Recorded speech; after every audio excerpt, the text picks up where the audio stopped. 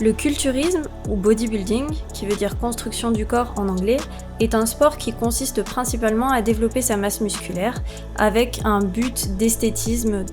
Pour faire du bodybuilding ou du culturisme, on va alterner des entraînements de musculation, des temps de repos et avoir un contrôle strict de l'alimentation. Au départ, ce sport était pratiqué uniquement par des hommes. Il a été développé notamment par Eugène Sandow en Europe à la fin du 19e siècle et depuis 1980, il existe aussi des compétitions réservées aux femmes. Bien qu'il fût créé en Europe, le bodybuilding a principalement été développé outre-Atlantique aux États-Unis avec Steve Reeves dans les années 50 et celui que l'on connaît tous, Arnold, qui est apparu en 1976. Depuis 1998, la France et la Belgique notamment ont voulu dénoncer les excès de dopage du bodybuilding et ont donc lancé une fédération, la WNBB, qui est la fédération délégataire en France par la FF Force et qui prône le culturisme naturel.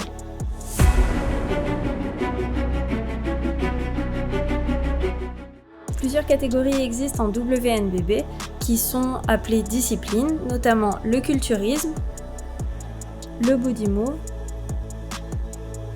le bikini fitness, men's physique et les couples. Pour chacune de ces catégories, il va y avoir des passages différents et des critères de jugement qui vont aussi varier.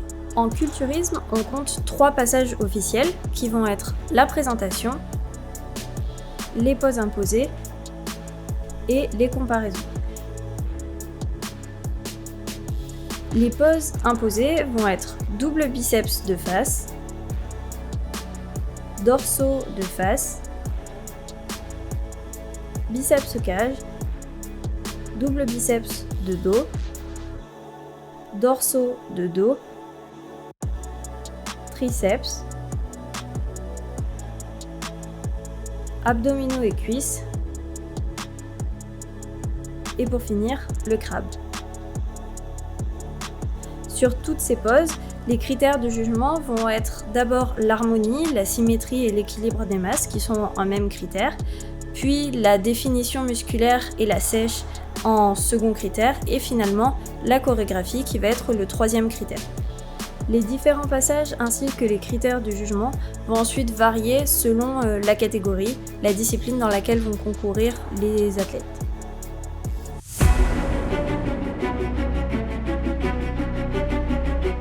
Bien que le bodybuilding en compétition soit effectué sur scène avec des posings, il va falloir tout d'abord effectuer un entraînement en musculation pour développer musculairement le corps afin de pouvoir effectuer ces posings et d'avoir une harmonie musculaire.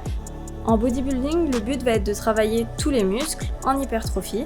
Donc généralement, on va travailler par groupe musculaire, c'est-à-dire le dos, les pecs, les jambes, etc. Et on va utiliser des méthodes d'entraînement qui vont aller de mouvements pluriarticulaires, tels que le squat, à des mouvements d'isolation, en utilisant par exemple des méthodes de superset ou de drop set pour pouvoir vraiment rechercher l'hypertrophie au maximum.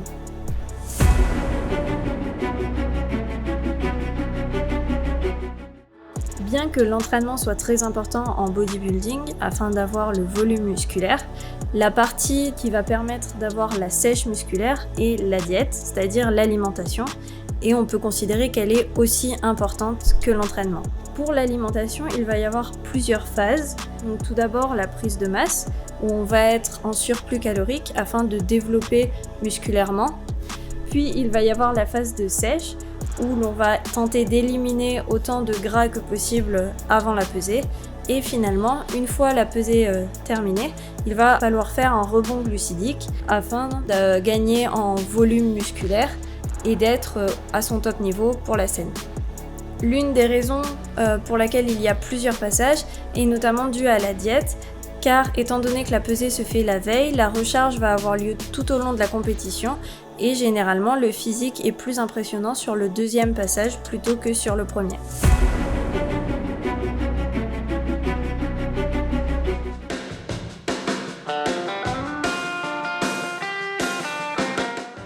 C'est simple, un renouveau, une renaissance. Il y a 5 ans, je pesais 100 kg. Aujourd'hui, elle a pesé 62. 40 kilos d'écart entre on va dire mes deux vies, quoi. La vie que j'ai laissée derrière moi il y a 5 ans et ma nouvelle vie, et qui pour moi, elle se concrétise avec les compétitions. C'est une passion que mon père il m'a transmise. Alors, toute petite, je venais le voir en compétition. J'ai commencé à faire des compétitions à l'âge de 16 ans. J'en ai 22 aujourd'hui. Déjà, la prépa, c'est un peu compliqué, surtout au niveau de la diète. Surtout que moi, entre deux, je travaille. Là, j'avais entamé ma formation d'aide-soignante. Donc, il fallait gérer tout ça. Je visais le podium, mais pas la première place parce que je pensais que c'était pas possible. Donc, au final, super contente. Et puis, Tout ça, ça représente une culture. C'est pour moi un sport magnifique qui est très complet et très dur parce qu'il faut beaucoup de mental, de sacrifice, qui est peu reconnu mais qui est génial, quoi. La beauté, l'effort, quelques privations.